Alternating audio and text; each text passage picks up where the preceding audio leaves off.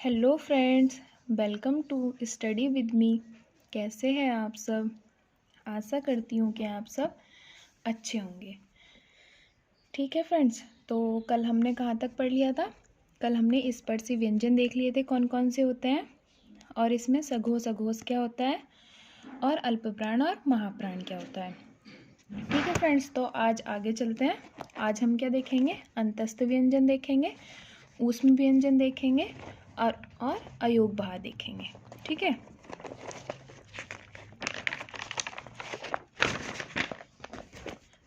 तो चलिए फ्रेंड्स, हम देखते हैं संस्कृत में अयोग बहाओं की संख्या। कितनी संख्या होती है फ्रेंड्स संस्कृत में? अयोग बहा 4 संख्या होती हैं। कौन कौन सी? प्रथम होता है अनुस्वार, विसर्ग, उपमा ध्वन्य एंड जिह्वा मूली। ठीक, अनुस्वार में कौन कौन से आते हैं? इसमें आते हैं न से, न और मैं ध्वनि। इसमें अंक आता है। अंक में किस चीज़ की ध्वनि निकलती है? न और मैं की। फिर आता है विसर्ग में क्या आता है? अह आता है। इसमें किस चीज़ की ध्वनि निकलती है की ध्वनि। उपमा ध्वनि में कौन से आते हैं? प और फ आता है। इसमें हमें दोस्तों क्या ध्यान रखना है? ये जो चिन्ह होते हैं ना, इनका बहुत ध्यान रखना है, क्योंकि इसमें पूछ लेता है कि बताइए उपमा ध्वनि है, उपमा ध्वनि कौन सी है इसमें से, या फिर वर्ण दे देगा और उसका चिन्ह पूछ लेगा। ठीक, अब आ जाते हैं जिह्वा मूली पे। उसमें कौन कौन से हैं? इसमें कै और ख आता है। इनका भी यही चिन्ह है फ्रेंड्स, सेम जो इसमें है पै और फै का, वही इसका है कै और ख का। ठीक है फ्रेंड्स, तो अब आगे चलते हैं। ये एक फॉर्मूला बना हुआ है, अकु है विसर्जनीय। ये क्या आता है? इसमें कंठ आता है। जैसे कै वर्ण, कै दिया हुआ है ना इसमें कै, तो इसमें क्या आएगा? कै वर्ण आ गया। कै वर्ण किस चीज़ से बोला जाता है? कंठ से बोला जाता है। कै वर्ण तो कंठ में आएगा ही आएगा, उससे अलग क्या आएगा? और ए आएगा स्वर का। ठीक, है आएगा ऊष्म व्यंजन का। ठीक है फ्रेंड्स, तो ये क्या हो गया? कंठ। ये फॉर्मूला दिया होगा तो हम उसे क्या बोलेंगे? कंठ से। अब सेकंड आता है इश्च्युस नायाम। ये तालु से बोला जाता है। इसमें क्या आ गया? च वर्ण आ गया, ई आ गया, स आ गया। ठीक, तो ये किससे बोला जाता है? तालु से। अब थर्ड आता है मूर्धा। मूर्धा में क्या आता है? ऋतुर शानाम। इसमें तय वर्ण आता है, रीरी आती है, और ये पेट चिरा से आता है। थर्ड आ गया दंत। दंत से क्या बोला जाता है? ऋतुल लासान। ठीक है, इसमें क्या आ गया? तय वर्ण आ गया, र आ गया, और ये सपेरे वाला से आ गया। अब आ जाता है ओष्ठ। ओष्ठ में क्या आता है? इसमें पै आ गया, पै वर्ण पूरा, ऊ आ जाता है। ठीक है फ्रेंड्स, और ये यह भी आ जाता है इसी में, अंतस्थ व्यंजन का। तो ये ओष्ठ से बोले जाते हैं। फिर आ जाता है अतेतो। ये कंठ तालु से बोले जाते हैं, दोनों से मिलाकर अये। ठीक, अदेतो, ये सूत्र किससे बोला जाता है? कंठ तालु से। तो फ्रेंड्स, कई बार क्या होता है एग्जाम्स में हमसे ये सूत्र ही दे देता है और उसमें पूछ लेता है कि बताइए किस चीज़ से बोले जाते हैं। ठीक है, अब फ्रेंड्स हम बात करेंगे कि संस्कृत में स्वरों की कितनी संख्या होती है, अयोग बहा कितने होते हैं, व्यंजन कितने होते हैं, और फिर कुल मिलाकर कितने वर्ण हो जाते हैं इस तरह। तो संस्कृत में स्वर कितने होते हैं फ्रेंड्स? 9 और 13।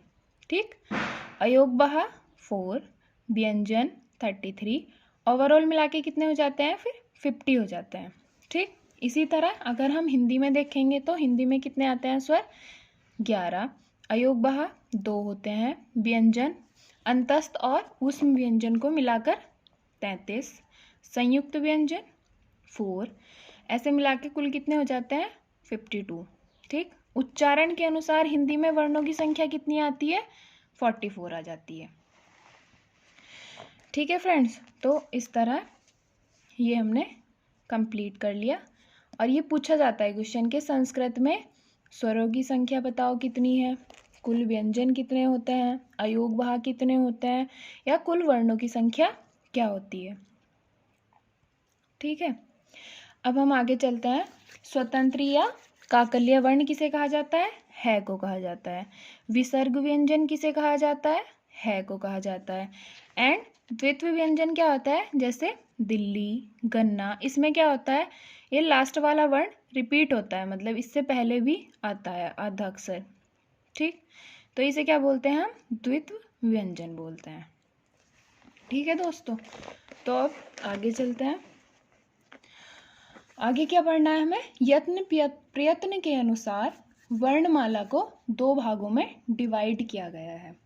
ये भी क्वेश्चन पूछ लिया जाता है कि यत्न प्रयत्न के अनुसार वर्णमाला को कितने भागों में बांटा गया है, और बांटा गया है तो वो भाग कौन कौन से हैं। ठीक है, तो अब हम इसे पढ़ेंगे। वर्णमाला को 2 भागों में बांटा गया है यत्न और प्रयत्न के अनुसार। पहला कौन सा आएगा, अव्यांतर, दूसरा कौन सा आएगा, बाह्य। ठीक, अब अव्यांतर की क्या संख्या होती है, 5, बाह्य की कितनी होती है, 11। तो हम अव्यांतर देखेंगे कौन कौन से होते हैं। अव्यांतर में क्या आता है, स्पष्ट व्यंजन, ईषद, ईषद स्पष्ट, ईषद विव्रत,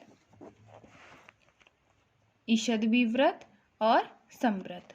ठीक, स्पष्ट व्यंजन, ईषद स्पष्ट, ईषद, ईषद विव्रत, विव्रत और संव्रत। स्पष्ट व्यंजन में क्या आता है, कैसे मैं तक के सारे वर्ण आते हैं। इसका सूत्र पूछ लिया जाता है वर्ण दोस्तों, तो इसका सूत्र क्या होगा, काद्युम अवसानाम। ठीक है, इसका सूत्र क्या होगा, काद्युम अवसानाम स्पर्श। तो इसमें कौन से वर्ण आ जाते हैं, स्पष्ट व्यंजन, कैसे मैं तक। टोटल कितने आते हैं, 25। अब देखते हैं अगला, ईषद स्पष्ट। इसमें कौन से आते हैं, इसमें आ जाते हैं अंतस्थ व्यंजन। ठीक, ये, रे, ले, बे। इसका क्या सूत्र होगा, यणो इतस्था। ठीक, ये हमसे दे देगा सूत्र और पूछ लेता है कि बताइए ये किसके अंतर्गत आता है। यत्न प्रयत्न के अनुसार अव्यांतर के कौन से भाग के अंतर्गत ये आता है। ठीक है, तो हम इसमें क्या लगा देंगे, ईषद स्पष्ट। ठीक है फ्रेंड्स, तो अब हम थर्ड देखेंगे। थर्ड में क्या आता है, ईषद विव्रत। इसमें क्या आ जाता है, ऊष्म व्यंजन। ऊष्म व्यंजन में क्या आता है, सल, यानी से और है। तो इसका क्या सूत्र होता है, सल ऊष्माण। ठीक है, तो ये भी हमसे इसी तरह ये वाला सूत्र भी देख के पूछ लेगा, तो ये भी हमें याद रखना है। अब नेक्स्ट क्या आता है, विव्रत। विव्रत में क्या आता है, सभी स्वर आते हैं केवल ए को छोड़कर, क्योंकि ए किस में आता है, संव्रत में आ जाता है। ठीक है दोस्तों, तो इस तरह ये हमने अव्यांतर के पार्ट पढ़ लिए हैं। अब हम बाह्य के पढ़ेंगे। बाह्य के कितने थे, 11। कौन कौन से हैं, पहला विवार, श्वास, अघोष, संवार, नाद, सघोष या घोष, अल्पप्राण, उदांत, अनुदांत एंड स्वरित। ठीक है फ्रेंड, तो इसके हमने पार्ट पढ़ लिए। ये कितने हो गए, 11। एक इसका छूटा हुआ है, वो कौन सा आता है, महाप्राण। ठीक है दोस्तों, अब हम देखेंगे विवार, श्वास, अघोष। विवार, श्वास, अघोष, इनके अंदर कौन कौन से वर्ण आते हैं, फिर संवार, नाद, सघोष, फिर अल्पप्राण, उदांत, अनुदांत, स्वरित और महाप्राण। अब हम इनमें देखेंगे कि इनमें कौन कौन से वर्ण आते हैं। ठीक, तो हम पहला देखते हैं विवार, श्वास, अघोष, इसमें कौन कौन से वर्ण आते हैं। तो फ्रेंड्स, अभी जब मैंने पीछे आपको पढ़ाया था, ये कैवर्ण, चैवर्ण, टे, तय, ये सारे वर्ण पढ़ाए थे मैंने। तो इसमें आपको मैंने बताया था अघोष कौन सा होता है और सघोष कौन सा होता है। ठीक, तो इसका पहला और दूसरा वर्ण किस में आते हैं, अघोष में आते हैं। और इसके साथ साथ ऊष्म व्यंजन भी आते हैं। ऊष्म व्यंजन का केवल विसर्ग को छोड़कर, विसर्ग क्या होता है वर्ण को छोड़कर इसी में आते हैं विवार, श्वास, अघोष, ऊष्म व्यंजन। ठीक, तो ऐसे मिला के इसमें टोटल कितने वर्ण आते हैं, 13, जिसे संस्कृत में क्या बोलते हैं, त्रयोदश। ठीक, अब इस तरह देखेंगे हम संवार, नाद, अघोष। तो अघोष में कौन से वर्ण आते हैं, इसका तीसरा, चौथा, पांचवा, और इसी के साथ अंतस्थ व्यंजन य, रे, ले, बै। ठीक है, तो जो सघोष के वर्ण है तीसरा, चौथा, पांचवा, इसके वो कितने हो जाते हैं, 15। देख लीजिए फ्रेंड्स, 1 2 3, पहले का 3, सेकंड का 3, 3 3 6, 3 9, 3 12 और 3 15। ठीक, तो 15 तो ये हो गए, और 4 कौन से हो गए, अंतस्थ व्यंजन, और एक इसमें विसर्ग यानी है भी इसी में आता है। तो और सारे स्वर भी इसी में आएंगे, सघोष में संवाद, नाद, सघोष में सारे स्वर भी आएंगे। तो कुल मिलाकर कितने हो गए, ये 31 हो गए। संस्कृत में क्या बोलेंगे इसे, एक त्रिशंत। ठीक,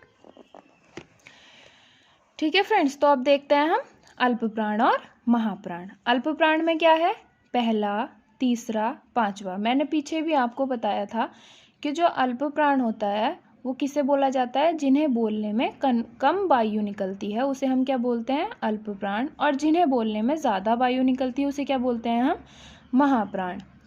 ठीक, तो अल्प प्राण कौन कौन से हो गए, इसका पहला, तीसरा और पांचवा वर्ण प्लस अंतस्थ व्यंजन, तो कितने हो गए टोटल, 19 हो जाते हैं ये, 15 ये और 4 अंतस्थ व्यंजन, 19। अल्प प्राण में कितने आ गए, 19 आ गए। 19 को संस्कृत में क्या बोलते हैं, इकोन विशंति या फिर नवदश है। ठीक है, अब इसी तरह महाप्राण में देखेंगे। महाप्राण में कौन सा, जिन्हें बोलने में ज़्यादा वायु खर्च होती है, जैसे दूसरा और चौथा वर्ण। दूसरा क्या है, ख, तीसरा क्या है, ग, घ। अब देखिए फ्रेंड, हम कै बोलेंगे, कै, ख को बोलने में ज़्यादा वायु निकल रही है ना, तो इसलिए ये महाप्राण में आता है। उसी तरह ग और घ को बोलने में ज़्यादा वायु निकलती है तो महाप्राण में आता है। ठीक है, तो इसका दूसरा और चौथा वर्ण और इसी के साथ साथ ऊष्म व्यंजन। ठीक, तो 10 तो ये हो गए, प्लस 4 ऊष्म व्यंजन हो गए, टोटल कितने हो गए, 14। तो कितने होगा, इसे क्या बोलते हैं संस्कृत में, चतुर्दश है। ठीक है दोस्तों, तो इस तरह हमने ये आज कंप्लीट कर लिया है। आई होप आपको वीडियो अच्छी लगी हो, तो please like, share and subscribe करें। Thank you friends.